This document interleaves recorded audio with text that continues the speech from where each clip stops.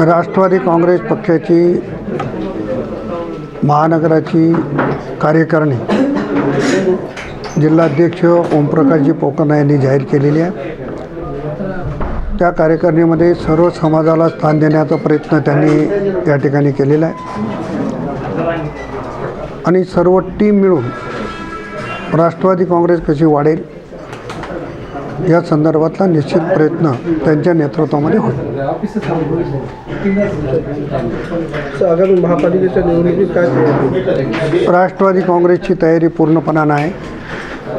नगरपालिकेच्या निवडणुकीच्या वेळेस देखील मी आणि माझे सहकारी अनेक वेळेस सांगत होतो की महायुती म्हणून आम्हाला युतीचा धर्म पाळायचा आहे, परंतु महायुतीतले अन्य आमचे मित्रपक्ष जर हा धर्म पाळत नसतील तर स्वतंत्रपणे राष्ट्रवादी काँग्रेस निवडणूक लढवेल हे आम्ही सांगितलं. आपल्याला किंवा अन्य कोणाला विश्वास बसला नसेल, पण नांदेड जिल्ह्यामध्ये राष्ट्रवादी काँग्रेसने सर्वाधिक उमेदवार दिले. निकालाच्या नंतर देखील राष्ट्रवादी काँग्रेस पक्ष हा जिल्ह्यातला नंबर 1चा पक्ष राहील. त्याच धर्तीवर महापालिकेमध्ये सुद्धा आमची युती करण्याची इच्छा आहे.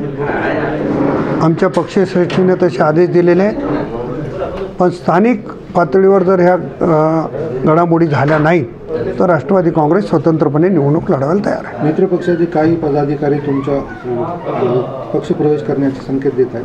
काय कसं आहे की बघा,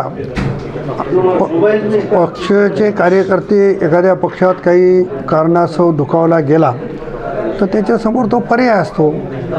त्याच्यामुळं आम्ही होऊन कोणत्या पक्षातले पदाधिकारी घेत नाहीत. आमचे कोणी घेतलं तर हरकत नाही, पण आम्ही कोणते पदाधिकारी स्वतःहून कोणाला प्रवेश देत नाही.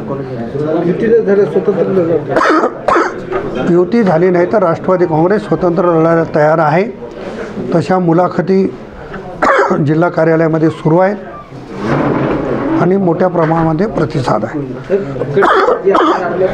मुखेडमध्ये राष्ट्रवादीला उमेदवार मिळाले नाही.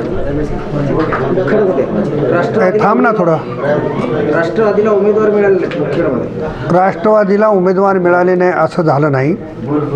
थोडं आमची पक्षाची थोडीशी गलत झाली की आम्ही आमच्या काही पदाधिकाऱ्यांना निरीक्षक म्हणून बाहेर पाठवलं. त्याच्यामुळं तिथं स्थानिकला काही लोकांना पूर्णपणानं वेळ देता आला नाही. पण याचा अर्थ असा नाही की एखाद्या ठिकाणी आम्ही लढलो नाही म्हणजे आम्ही तिथं फार कमजोर आहोत असं काही समजायची गरज नाही. ही वस्तुस्थिती लपवता येणार नाही की मुखेडमध्ये आम्ही अतिशय नगण्य उभा केलेला आहे, तरी पण त्या ठिकाणी आम्ही शिवसेनेला पाठिंबा दिलेला आहे.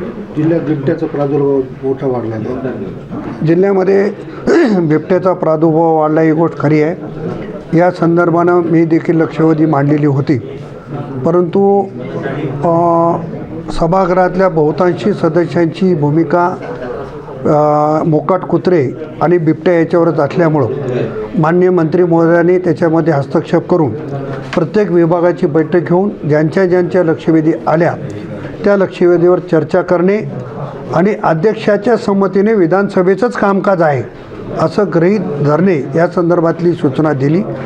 त्यामध्ये प्रामुख्यानं मी मुद्दा मांडलेला होता की लोहा तालुक्यातल्या रिसनगाव येथे जवळपास 3,500 ते 4,000 एकर जमीन वन विभागाची आहे. त्या ठिकाणी जसं व्याघ्र प्रकल्प निर्माण अनेक ठिकाणी करतात तसं त्याच धर्तीवर इथं प्रकल्प उभा करावा आणि हे जे सगळे बिबटे आहेत ते सगळे बिबटे स्थलांतरित तिथं केले तर हरकत नाही, परंतु त्यांना लागणाऱ्या सुविधा, जनतेला न होणारा त्रास, त्याची कंपाऊंड बांधणे अशा पद्धतीची मी वन विभागाकडे विनंती केलेली आहे आणि मला वाटतं की गणेश नाईक साहेब याच्यामध्ये योग्य तो निर्णय घेतला. आत्ता लोकांमध्ये बिबट्याला घेऊन खूप मोठी भीती निर्माण झालेली आहे. लोकांना काय आवाहन करा? नाही, ही वस्तुस्थिती आहे की बिबट्यांची दहशत मोठ्या प्रमाणावर झालेली आहे. नांदेड जिल्ह्यामध्ये पण अनेक ठिकाणी झालेली आहे. आता आव्हान हेच करणार की रात्रीच्या वेळी आम्ही सगळ्याच सदस्यांनी महावितरणला पण मागणी केली की रात्रीच्या ऐवजी दिवसा पण लाईट द्या आणि लोकांनी आता स्वतः सांभाळून राहिलं पाहिजे. त्यांची जनावरं देखील सांभाळून ठेवली पाहिजे आणि काही दिवस जोपर्यंत बिबट्याचा बंदोबस्त होणार नाही तोपर्यंत स्वतःची काळजी घेणं हे आवश्यक आहे. ती काळजी घ्यावी असं आव्हान आपल्यामार्फत करणार.